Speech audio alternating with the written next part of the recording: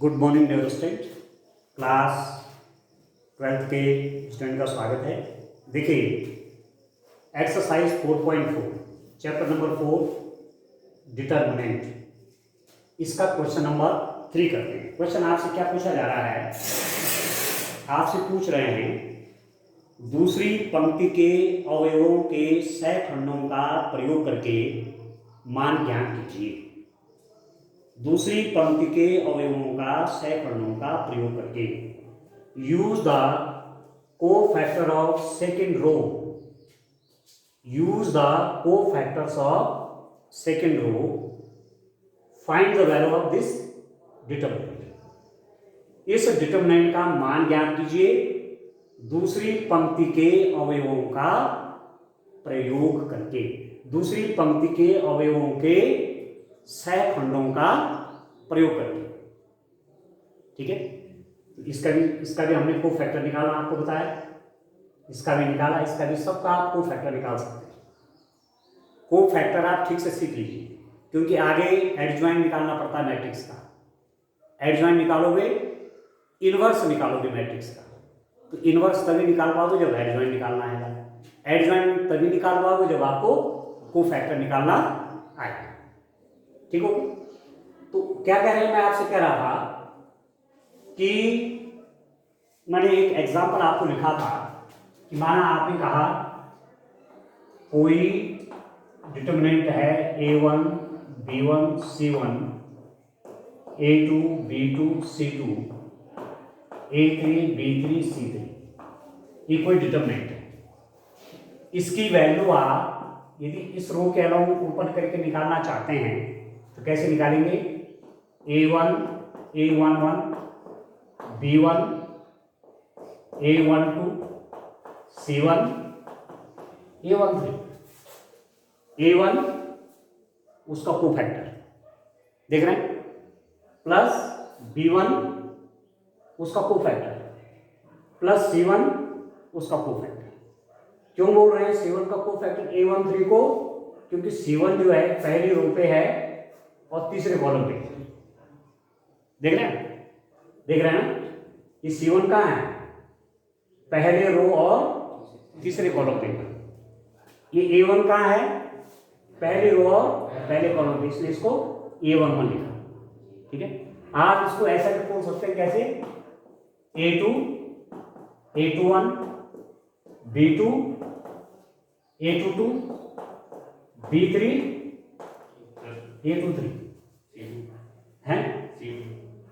हाँ, ये हो जाएगा C2 A23, समझ रहे, ठीक है ना।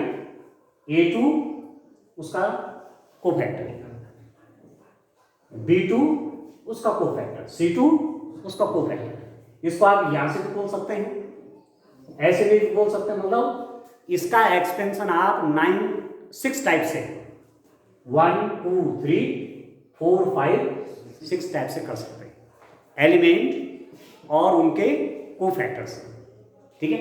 यहां पर आपसे क्या कह रहे हैं, यहां कह रहे हैं कि सेकेंड रो के एलिमेंट्स का कोफैक्टर्स का यूज करके, सेकेंड रो के जो एलिमेंट्स हैं उनके जो कोफैक्टर हैं उसका यूज करके इसकी वैल्यू मिल जाएगी, ठीक है। तो कितना हो जाएगा? आप क्या लिखेंगे? आप लिख देंगे 2 × A21। पहले ऐसा लिखेंगे, A21 मतलब इसका कोफैक्टर। A21 जो लिख रहे हैं सेकंड रो और पहला कॉलम है, प्लस 0 × A22, 0 × A22 मतलब दूसरे रो और दूसरा कॉलम, प्लस 1 × A23, दूसरी रो और तीसरा, ठीक हो गया।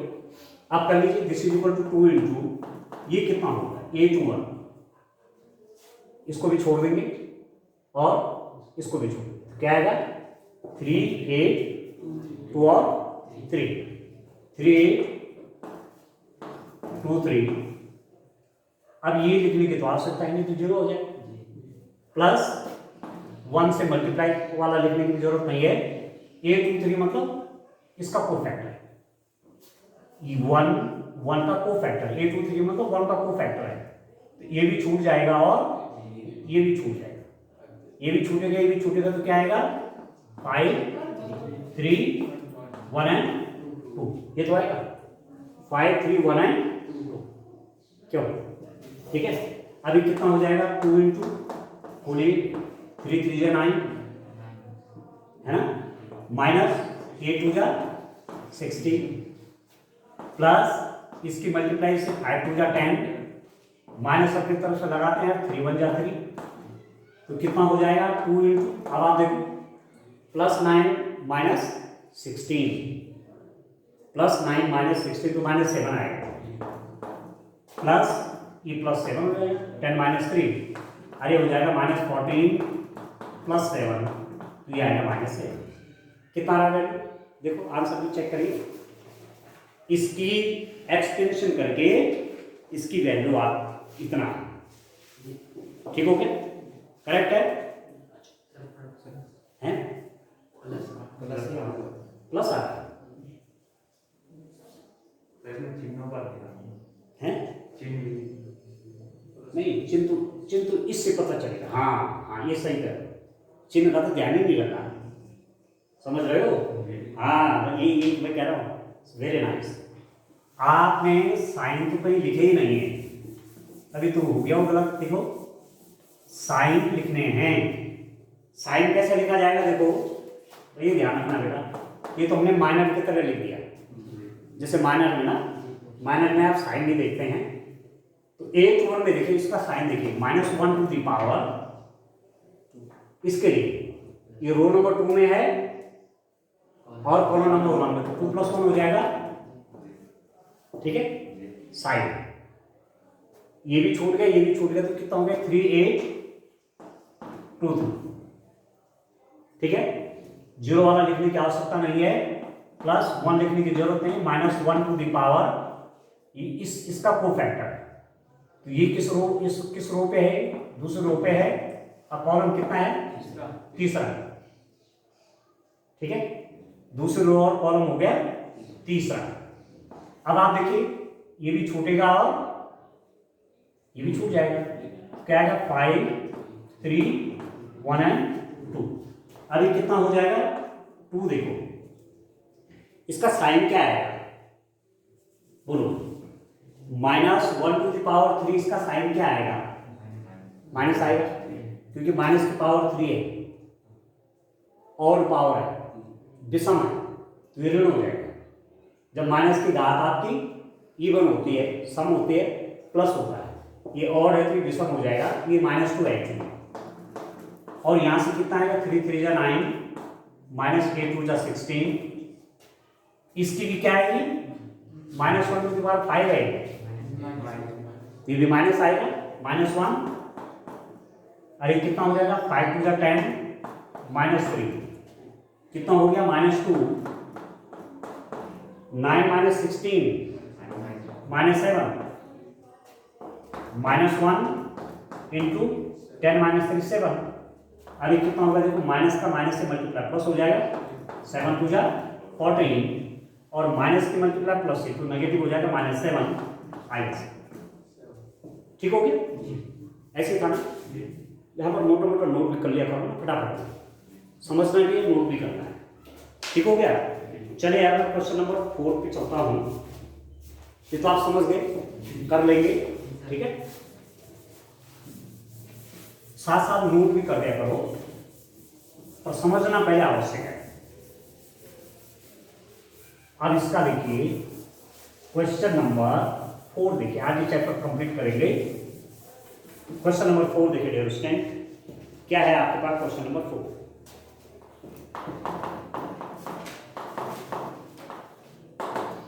आपको देखिए 1 1 1 x y z x z x y, ये कोई डिटरमिनेंट है, 1 x y z 1 y z x या x z एक ही बात है, 1 z x y, तीसरे स्तंभ के अवयवों के सहखंडों का प्रयोग करके मान ज्ञात कीजिए। तीसरे स्तंभ के अवयवों के सहखंडों का प्रयोग करके मान ज्ञात करिए। आ रहा समझ में? Using the cofactors of third column, using the cofactors of third column, using the cofactors of the element of third column, find the value of this determinant। इसका वैल्यू निकालना है जो तीसरे वाले जो कॉलम है इसके एलिमेंटों और उनके कोफैक्टरों के हेल्प से। ठीक हो गया? तो अब आप देखिए क्या लिखेंगे, दिस इज इक्वल टू, ये देखो वाई जेड, ठीक है, इनटू ये कौन सा वाला एलिमेंट है, row number 1 column number A1, x z into ये है रो नंबर 2 और कॉलम नंबर 3, ठीक है, एक्स वाई A3, ठीक है। ये वाला एलिमेंट कहाँ है, रो नंबर 3 पे है, कॉलम नंबर 3 पे। तो पहले कॉलम का आएगा, पहले किसका, कॉलम का, और फिर किसका, रो का आएगा, ठीक है। अब कितना हो गया, अब साथ साथ नोट भी करते हैं। अब देखो वाई जेड इंटू, आपको इसका साइन चाहिए, A13 है ना, A13 क्या है, A13 is the cofactor of y z. इसकी वैल्यू कैसे निकलेगी, पहले तो आप इसका साइन देखिए, -1 टू द पावर, सीधा इसको प्लस कर दीजिए, ये आपने लिखा हुआ है, पहला रो और तीसरा कॉलम 1 + 3, ठीक हो गया। क्यों, वैसे भी देखना चाहो इसके लिए पहले रो और तीसरा कॉलम 1 + 3, इसको भी छोड़ देंगे और ये पहला वाला भी छोड़ देंगे, तो क्या आएगा 1 वाई 1 और प्लस एक्स जेड। हाँ, वो जो कॉलम 3 में दूसरा है ना, एक्स जेड, वो जेड एक्स है। हाँ तो कोई बात नहीं, एक्स जेड लिखो, जेड एक्स लिखो, है ना, ठीक है। आप चाहो जेड एक्स लिख दो, आप चाहो एक्स जेड, क्योंकि x into y equal to y into x, ठीक हो गया, इससे अंतर नहीं पड़ेगा कुछ, है ना। अच्छा, एक्स जेड लिखो चाहे जेड एक्स लिखो, इंटू देखो साइन क्या हो जाएगा, -1 टू द पावर कितना, 2 + 3, ये से लिख देता हूं क्योंकि दूसरा रो और तीसरा कॉलम में तो 2 + 3 होना है, क्यों माइंड, क्या आएगा, ये छोड़ देंगे और ये भी छोड़ देंगे, जहां ये पढ़ रहा है, ये कहां पढ़ रहा है, ये दूसरी रो पर है, तीसरे कॉलम पे है ना, तो दूसरी रो भी छोड़िए, तीसरा कॉलम भी छोड़िए, क्या हो जाएगा 1 एक्स और 1 और जेड, क्यों रोन, ठीक है, plus x y into -1 to the power कितना 3 + 3, ठीक है, नहीं तो समझ गया ठीक से।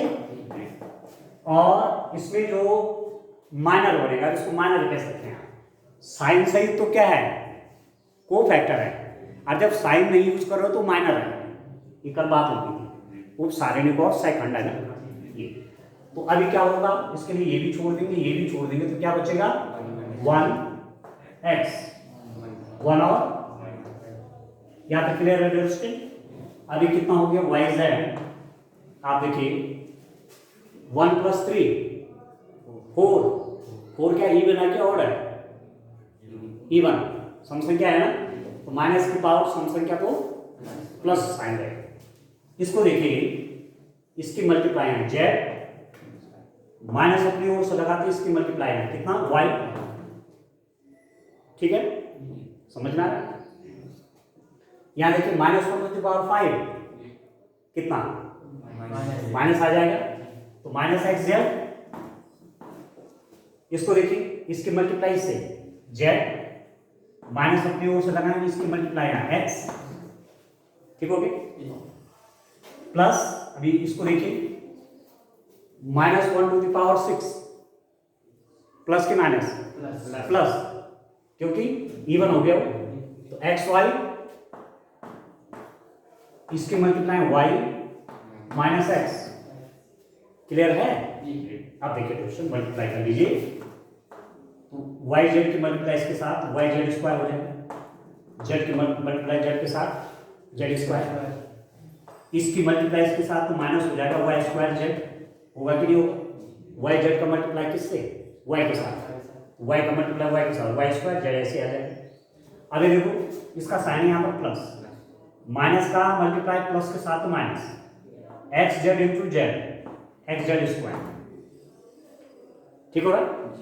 माइनस का मल्टीप्लाई माइनस के साथ तो plus x z into x, तो कितना? X square z. क्लियर हो गया?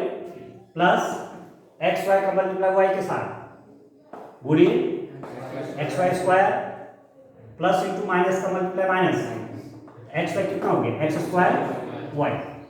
अब इसका थोड़ा फैक्टर बनाने का प्रयास करते हैं, इसका थोड़ा फैक्टर बनाने का प्रयास करता हूं। मैं क्या करता हूं, देखिए यदि मैं इन दोनों में वाई जेड मैंने कॉमन ले लिया, ठीक है, वाई जेड में कॉमन ले लूं, यदि देखो यहाँ भी वाई है, यहाँ भी वाई है, यहाँ भी जेड है, यहाँ भी जेड है, वाई जेड कॉमन आ गया, तो यहाँ पर क्या बचेगा? वाई तो बाहर आ गया, यहाँ पर बचेगा केवल जेड, जेड माइनस वाई बाहर आ गया, एक जेड बाहर आ गया, केवल वाई बचेगा यहाँ पर।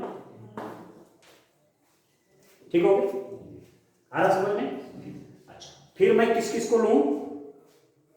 मैं वाई और जेड वाला लेता हूं, मैं इसको इसको ले लेता हूं, देखिए इसको और इसको, plus x y square minus x z square. देखिए मैंने इसका पेयर ले लिया, इसको पहले लिया है और इसको बाद में लिया, ठीक है। और अभी बच गया x square z minus x square, हुआ कि नहीं हुआ? इन दोनों को यहां लिख दिए, ठीक है, इसके साथ यहां लिख दिया, यहां से वाई जेड कॉमन लिख दिया, तो कितना हो गया? Y z z minus y, यहां से क्या कॉमन आएगा डियर स्टूडेंट? बोले तो क्या कॉमन आ रहा है? एक्स कॉमन आएगा तो क्या हो जाएगा? Y square minus Z square, X common आ गया, यहां पर बच गया Y square, minus X common आ गया, क्या हो गया? जेड स्क्वायर, प्लस यहां से क्या कॉमन आएगा? एक्स स्क्वायर, तो कितना हो गया? Z minus y. यहां तक क्लियर आपको? अब आप देखिए यहां लिखता हूं, इस ढंग से आप इनको तैयार करेंगे इसका। अब आप देखिए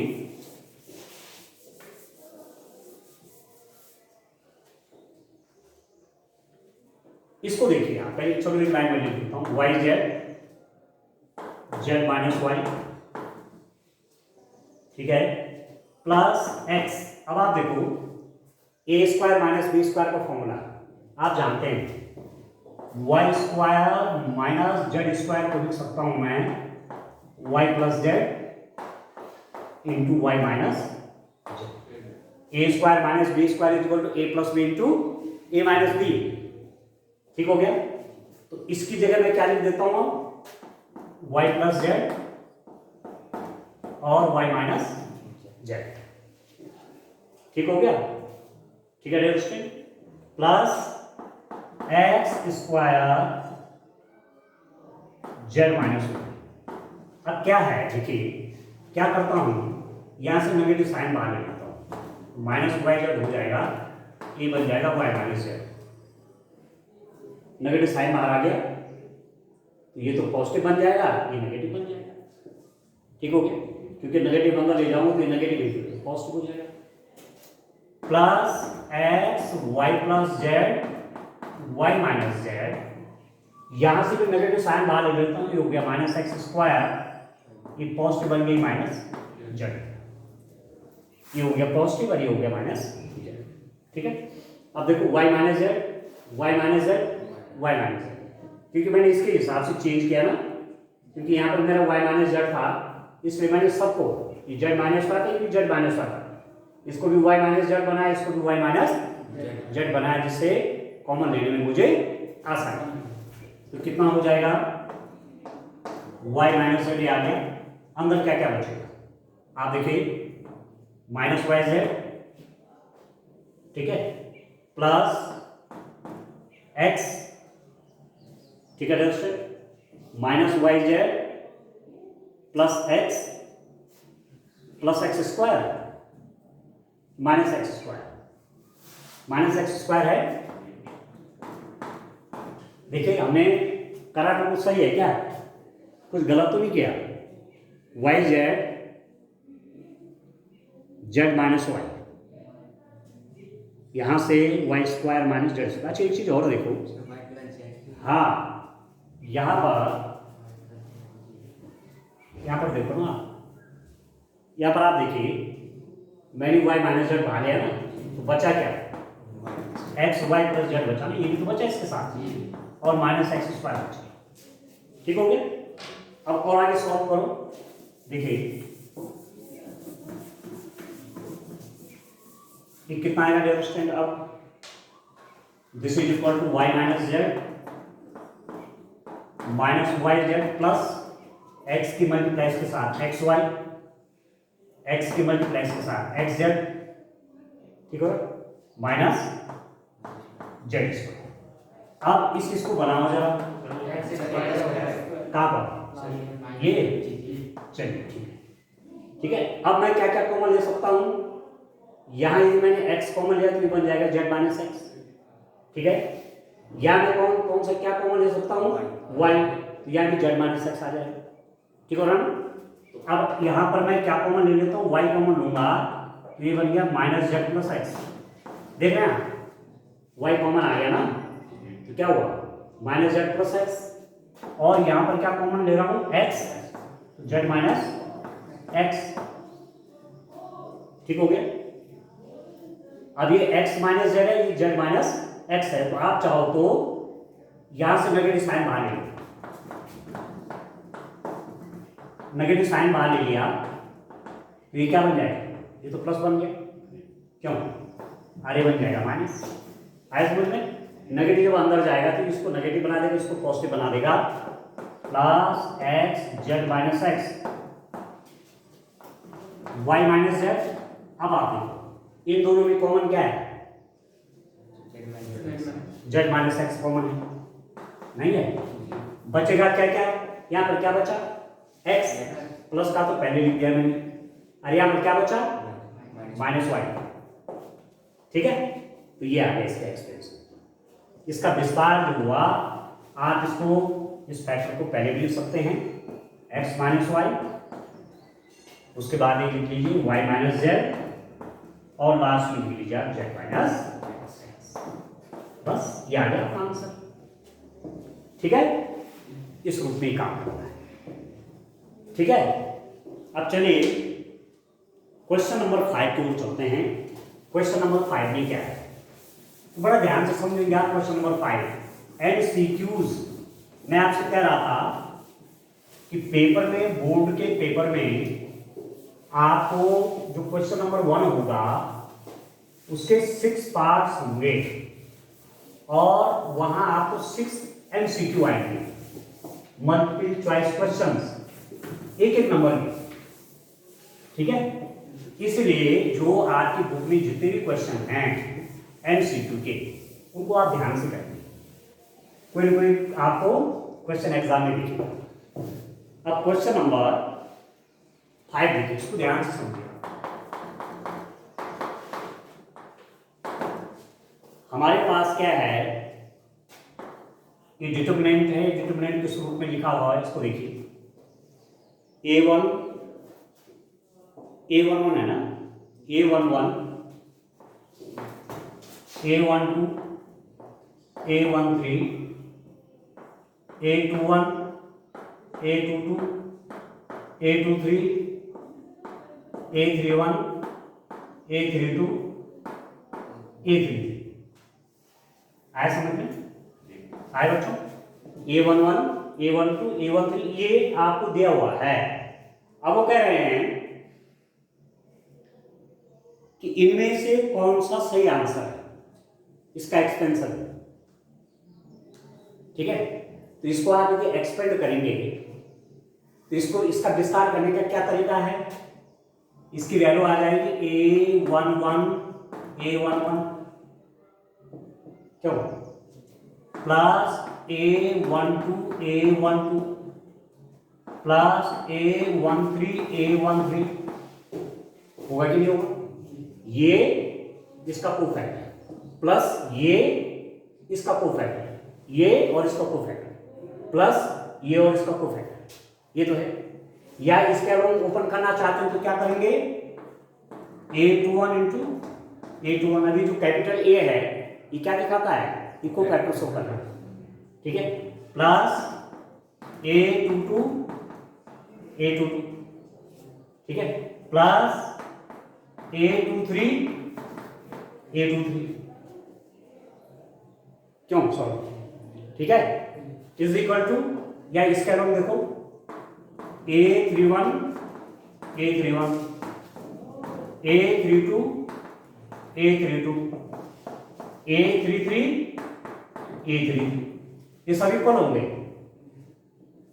नहीं होंगे, या यही किसके इक्वल हो जाएगा A11, अब मैं इसके अलावा बोलूंगा तो क्या हो जाएगा A11 प्लस A21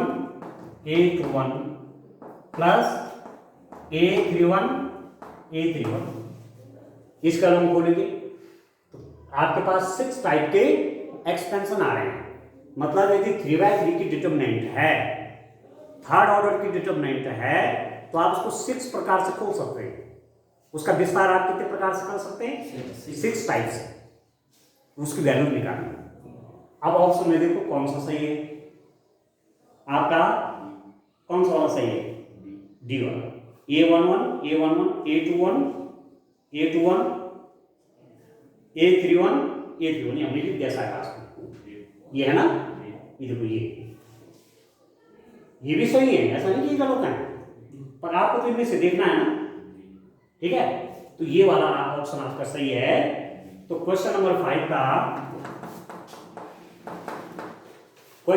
5 का डी वाला सही है, डी ऑप्शन, ठीक है,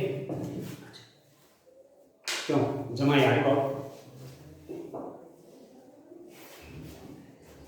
क्यों है थकान हो है, जवान लड़कों को थकान का नहीं होनी चाहिए है, पढ़ते पढ़ते साथ रात के 12 बजे तब थोड़ा सा जमाई रहेगा, ये तो चलेगा, और अभी तो सुबह सुबह है।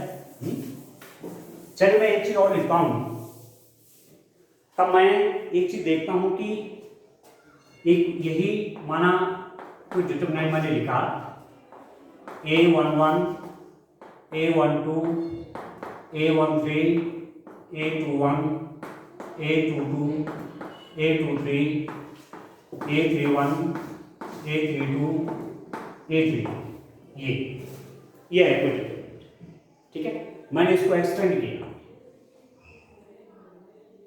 मैंने लिखा A11 A21 A12 A22 A13 A22, इसकी वैल्यू कितनी है बोलो, इसकी वैल्यू कितनी आएगी बताइए, शून्य हो जाएगा, 0, हाँ बिल्कुल सही है, क्यों हो जाएगा 0,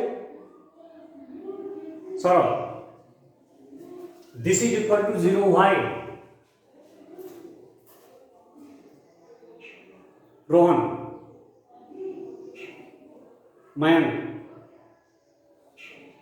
रॉबिन सूरज, जो A11 है हाँ वो अलग है और एक्सपेंड अलग के साथ अलग मतलब वो A21 और से एक्सप्लेन करिए, और से एक्सप्लेन करिए, सर जैसे A21 है, वहाँ पे कोई पद दिया है, हाँ तो A21 जो हम एक्सपेंड कर रहे हैं हाँ, वो तो दूसरे उसका हो जाएगा ना देगा, उस हिसाब से तो क्या होना चाहिए था, A11 एक्सपेंशन जी A11 जी A12 A13 A13 वो तो एक्सपेंशन है, पर मैंने यहाँ के लिखे हैं, अब आप बोलो सर इसलिए होगा क्योंकि उन दोनों के आगे समान जाएंगे हैं, हम सर इससे से मतलब उसका वो नहीं निकालेंगे, आंसर निकालेंगे ना, तो सर वो रो 1 का और रो 2 जो मतलब रो नंबर 2 है उनके का ऑप्शन मान लीजिए। देखो ऐसा है, एक तो एक्सपेंशन आप जान गए, वैल्यू कैसे निकालनी है। यदि आपने एलिमेंट किसी रो के लिखे और को फैक्टर से किसी दूसरी रो के को फैक्टर से मल्टीप्लाई किया उनको, A11 इंटू इसका को फैक्टर देख रहा है, प्लस ये एलिमेंट इंटू इसका को फैक्टर प्लस ये एलिमेंट इंटू इसका को फैक्टर, तो 0 बन जाएगा। ठीक है, एलिमेंट ले रहा हूं यहां और को फैक्टर ले रहा हूं इसके या इसके, तो ऐसी स्थिति में क्या हो जाएगा 0 है, समझ में? ठीक है ना, ये आपको ध्यान रखना है। ठीक है, तो या आप इसको ऐसे भी कह सकते हैं कि A11 into A31, A11 into A32, हाँ ठीक है, A12 है नहीं, A12 A32 plus A13 into A33, ये भी कितना होगा 0। क्यों? एलिमेंट ये को फैक्टर इसका, एलिमेंट ये को फैक्टर इसका प्लस एलिमेंट ये को फैक्टर इसका, ये क्या हो जाएगा 0। और आप चाहे घर में करके देखना है ना, इसको मल्टीप्लाई किससे, इसके को फैक्टर से, इसको मल्टीप्लाई किससे, इसके को फैक्टर से, इसको मल्टीप्लाई किससे, इसके को फैक्टर से, सबको ऐड करके आप देखना 0 आए। ये भी एक प्रॉपर्टी है। तो बजाय एग्जाम इतना लंबा करो, हमारा उसने ऐसा दे दिया कि find the value of this, और आप लोग इसको खोलना एक्सपेंड करना शुरू कर दिया, it will take a long time, आपका समय कंज्यूम हो जाएगा। क्यों नहीं होगा? ठीक है, A11 होगा प्लस A12 और प्लस A13 होगा, तब तो वैल्यू निकालनी है। पर ऐसा दिया हुआ है तो आपको इसकी प्रॉपर्टी याद है, तो आप सीधा आंसर उसका 0। ठीक है, तो आज एक्सरसाइज 4.4 हमारी कंप्लीट होती है। नेक्स्ट डे हम adjoint and inverse of A matrix, adjoint निकालना सिखाएंगे। एडजॉइंट निकालना आपको आ जाएगा तो इनवर्स निकालना भी आएगा। ठीक है, ये बड़े आसान चैप्टर है, बहुत ज़्यादा घूम फिर नहीं है, एक टाइप के सारे क्वेश्चन। ठीक है, तो आज के लिए तक काफ़ी है। Thank you.